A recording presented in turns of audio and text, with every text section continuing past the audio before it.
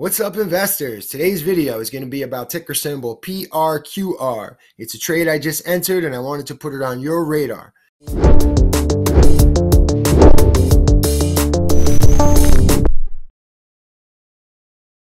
An early thumbs up really helps me out, so hit that like button. If you're new to the channel, subscribe for future content. We've been on a tear lately. We're on the road to 3,000 subscribers. Join the team.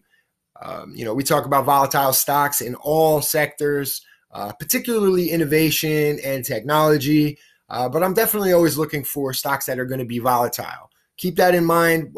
This one is no different. I used the FinViz screener for companies that were approaching or just crossed over the SMA lines.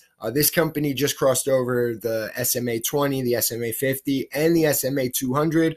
And then I started to peel some layers back and look into it. The company was pretty interesting. It has a low float, as you see here, 50 million shares outstanding with a $270 million market cap.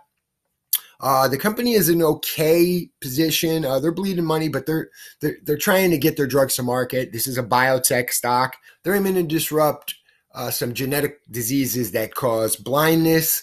And they've had some success in some early trials.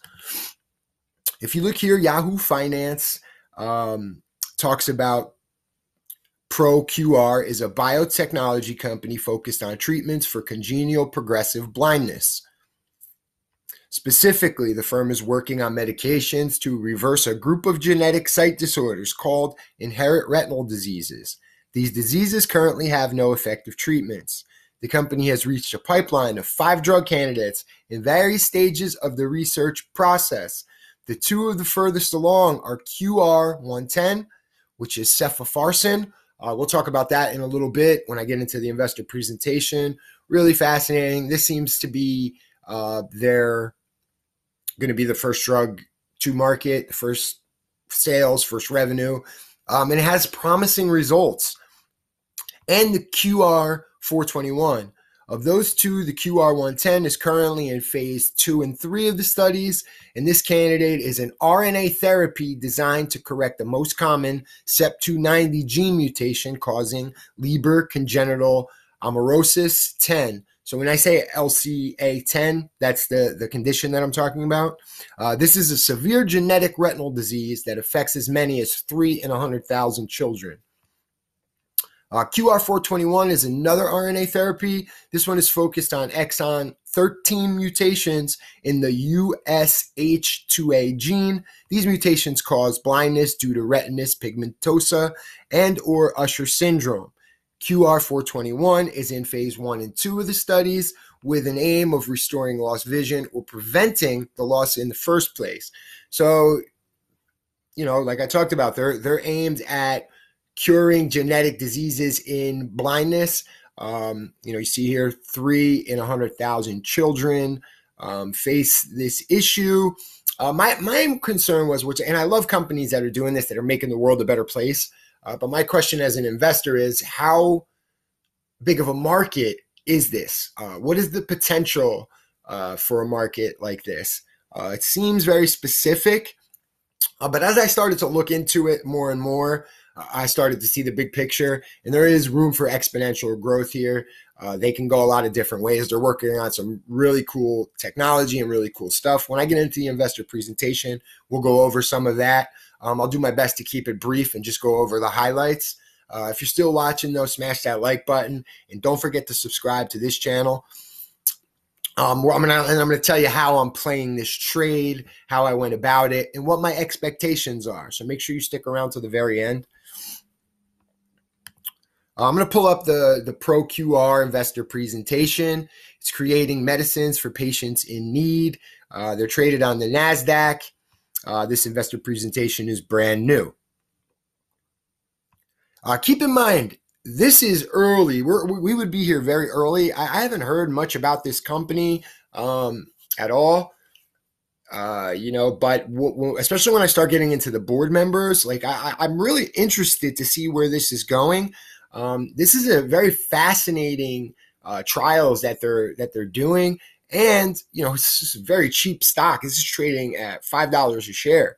So, we don't need much room for high percentages. So as of now, I'm viewing it as a swing trade, but, that could change because I'm still peeling some layers back, but I definitely wanted to enter for the time. As you see here, there's 2 million people living with inherited retinal disease, developing drugs for rare inherited retinal diseases. Platform for mRNA therapies targeting inherited blindness. Cepofarsen, we talked about that a little earlier. That's the main one. It has positive clinical data. It's in phase 1. Top-line results showed rapid, significant, and durable improvement in vision. Preliminary data from the Insight extension study, consistent with benefits seen in phase 1 and phase 2. The additional data is anticipated in the second half of 2021. So right now we would be getting in early and, following along.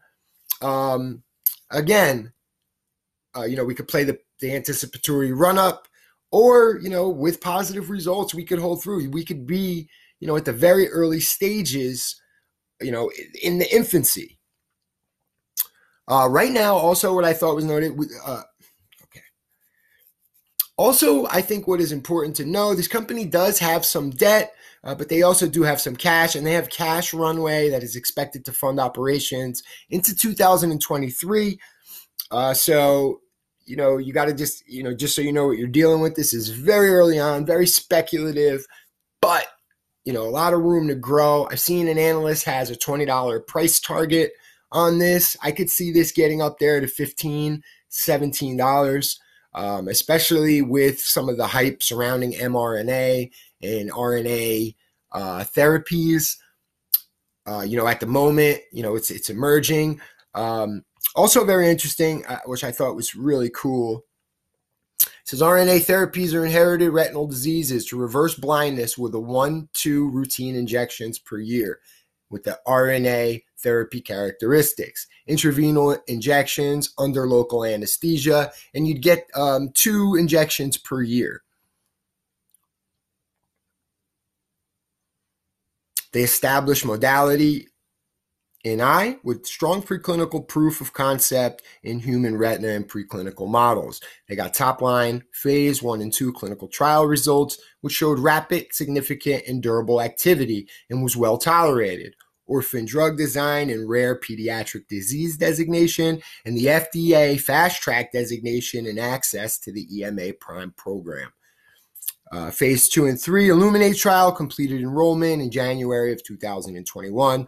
The top-line data is expected in the first half of 2022 for the pediatric trial is expected to start this year. So, that, and again, like we talked about a little earlier in the video, this has some momentum. You can look at this just as a simple trade. It just crossed over, the 200-day simple moving average. We talked about the SMA 200, but this is the asset underneath that trade. So there could be potential long-term. So I decided to do this trade through the options route. I bought a couple of options. I bought expiring on July the 16th. I bought a 750 call. They were going for $1.33 per share, so it's times 100. So it was $133. I bought one call option there. And then I bought a few for February the 19th, for 750. Those were $40 a piece. I'm going to keep a close eye on this. I may hold the July call option long and possibly exercise it if this runs, if this gets some momentum. I will be looking to exit the trade with some profit over the next couple of weeks or month or sometime before February the 19th. When you play options, I want you to keep in mind the best time usually to sell options is right at market open. You usually won't get a better opportunity than that. So when you're looking to sell this option, if you decide to enter this trade, keep that in mind. The best time to sell options, in my opinion, in my trades, the most profitable times are always within a few minutes of market open. So watching, thanks a lot. I appreciate it. Let me know what you think. Let's talk stocks down below in the comment section. Please like and subscribe for future content. and I hope I see you in the next video.